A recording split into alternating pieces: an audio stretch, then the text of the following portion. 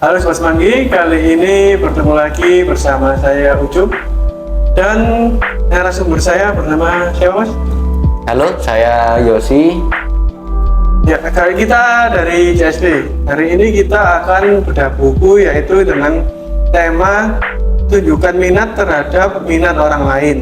Ini gimana Mas maksudnya Mas? Tunjukkan minat terhadap minat orang lain. Kalau menurut saya, yang saya tangkap dari Buku ini. tema tunjukkan minat terhadap minat orang lain, itu gini Mas. Jadi kita nggak harus memberikan seperti apa yang orang lain berikan kepada kita. Misal gini, kita asumsikan ada orang lain itu minta garuk punggungnya. Ya. Nah, karena yang dibutuhkan dia itu adalah menggaruk punggungnya. Nah, sedangkan orang lain ke kita itu nggak harus kita menggaruk punggungnya hal yang sama. Nah, maksud saya seperti itu. Jadi ketika kita membutuhkan sesuatu, itu jangan kita mengembalikan dengan hal yang sama. Jadi yang saya tangkap sih seperti itu. Nah, kita harus tahu apa yang dibutuhkan sama orang lain tersebut. Jadi intinya maksudnya Mas Yosi adalah jika kita memberi apel, kita tidak harus mendapatkan apel tersebut. Betul sekali. Nah, siapa tahu nanti kalau misal ada orang lain memberi kita uang senilai 100.000. Ya. Nah, apa yang kita berikan ke orang lain tersebut itu jangan berasumsi atau berpacuan bahwa uang senilai tersebut, tapi apa kira-kira yang mereka butuhkan. Oh, ternyata mereka butuh tenaga untuk membantu misal ngecat rumahnya atau bagaimana. Jadi seperti itu yang saya tangkap dari materi ini. Terus ini juga ada lagi Mas, mana ya, tadi saya juga kemarin sudah baca. Ini ada kata-kata egoisme kita atau lebih sepanjang sikap memikirkan diri sendiri kerap menjadi pesan moral dari fabel-fabel ternama. Yang saya tangkap dari egoisme kita atau lebih sopannya sikap memikirkan diri sendiri kerap menjadi pesan moral dari fabel-fabel ternama. Maksudnya gini, sama halnya seperti ketika orang lain tersebut. Nah, yang saya contohkan tadi, ketika ada orang lain, misal Mas Yusuf ngasih saya uang 200.000. Ya. Karena saya waktu itu membutuhkan uang senilai 200.000. Nah, sedangkan ketika saya kembalikan uang senilai 200.000. Mas Yusuf ini karena mungkin ATM-nya terlalu gendut, dompetnya terlalu tebal, akhirnya uang senilai 200.000 ini diikhlaskan sama Mas Yusuf. Nah, ketika kita egoisme, kita secara naluri saya itu juga ingin mengembalikan hal yang sama, senilai yang sama, 200.000. Tapi yang Mas Yusuf butuhkan sebenarnya itu adalah, oh aku minta tolong ini loh, anterno ke sini dari tempat A ke tempat B, atau kalau nggak gitu, aku butuh itu, aku ajarin nyupir atau dan lain sebagainya. Nah, itu kan ada feedback timbal balik. Nah, itu yang kadang-kadang itu seorang manusia itu tetap ingin mengembalikan senilai yang sama. Dengan egoisnya orang itu sebenarnya tidak mau untuk direndahkan sepertinya Mas. Jadi kalau dia dikasih 200.000 ya dia mengalihkan 200.000. Betul. Sebenarnya sekali. orang itu tidak menginginkan 200.000, sebenarnya orang itu menginginkan yang lainnya.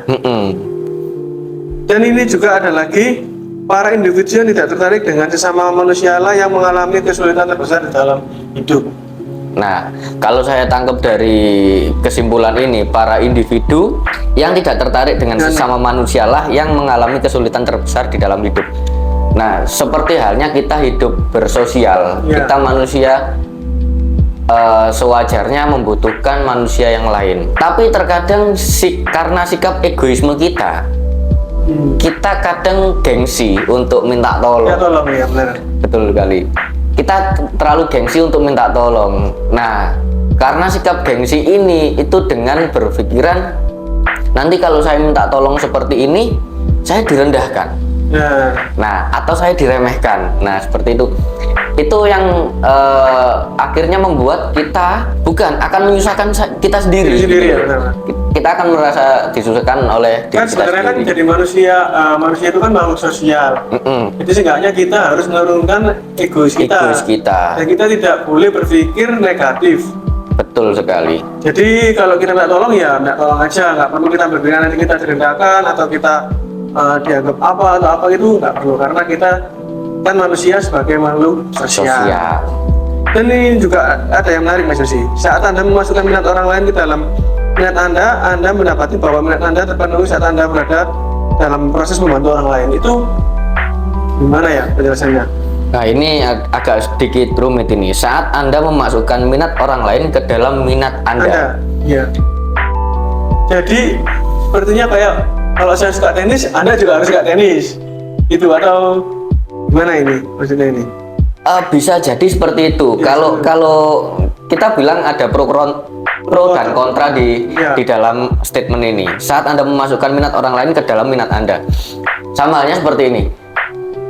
Saya paling tidak suka dengan olahraga sepak bola.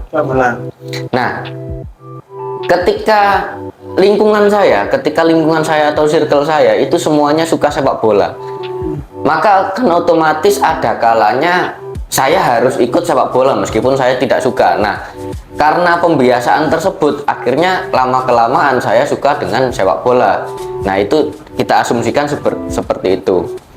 Jadi kita bicara gimana ya, sebenarnya kita juga harus memasukkan minat. Kita juga harus memasukkan minat orang lain, supaya kita nanti kalau ada apa-apa atau butuh bantuan atau apa, orang itu pasti bakal membantu kita. Itu kan sebenarnya ya. Betul. Nah, makanya untuk statement yang terakhir di sini, Anda mendapati bahwa minat Anda terpenuhi saat Anda berada dalam proses membantu orang lain. Iya. Nah, itu sebenarnya feedback atau hubungan imbal balik antar sosial. Nah, sama halnya seperti ini. Kita berteman ini ada 15 orang. 15 orang. Ketika kita ada 15 orang dan saya ini orang ke-15 tersebut. Ketika futsal, kita bilang futsal di situ butuh dalam satu kali pertandingan itu ada 10 orang yang bermain dan 5 orang cadangan, kan seperti itu. Nah, kalau misal saya dengan egois, saya tidak mau karena saya tidak suka futsal, akhirnya saya tidak mau untuk main, untuk terjun ke lapangan. Nah, maka ketika ada satu tim yang harus ganti, 5 orang, akhirnya mereka harus terpaksa menyisakan 1 orang di lapangan dan 4 orang yang lain digantikan. Nah, itu kan sama halnya kita menyusahkan orang lain. Memaksa orang itu, padahal orang itu udah capek tapi dipaksa untuk main lagi. Betul sekali. Makanya itu ketika kita ada kesulitan apapun, mereka akan cuek. Mereka akan, aku kemarin nggak dibantu. Ibaratnya bahasa Jawanya, lapo aku sampai wangi saya kira punya tolong. Nah, seperti itu. Karena bahasa Jawanya seperti itu. Ya, dan untuk yang terakhir teman-teman, di sini ada kata-kata yang sangat bagus, yaitu adalah kolaborasi yang progresif dan sama-sama menguntungkan pun dapat terjadi. Dan di zaman sekarang koneksi dan kolaborasi yang tidak palsu bisa menular dengan begitu cepat. Ini sangat tepat untuk kehidupan sekarang, Mas ya. Betul sekali. Nah, di sini ada statement yang sangat bagus. Koneksi dan kolaborasi yang tidak palsu bisa menular dengan begitu cepat. Nah, maka dari itu yang dari awal kita bahas, yaitu kehidupan sosial. Janganlah kita boleh memasang suatu hal, tapi kalau bisa diusahakan suatu hal tersebut itu adalah positif. Semisal kita di rumah itu ada masalah dengan keluarga, ada masalah dengan lingkungan di rumah. Ketika kita berada di tempat kerja, jangan pasang wajah murung atau murung. Makanya sebisa kita membohongi teman-teman yang tidak tahu menahu untuk masalah kita itu dengan tersenyum. Nah, itu bisa jadi palsu. Cuman palsunya di sini itu adalah berimpact positif. Benar. Kalau kita masalah di rumah bawa ke sini dengan muka murung atau apa, nanti teman-teman kita juga apa sih anak ini? Iya, apa sih anak ini? Betul sekali ya. Makanya mereka akan sedikit berpikir. Makanya kalau saya mensiasati hal tersebut itu biasanya gini. Saya tetap kelihatan ceria. Nah, ketika nanti ceria itu yang pertama saya menghibur diri saya sendiri. Yang kedua, saya berbaur dengan kehidupan yang saat itu saya temui atau teman-teman di kantor saat itu.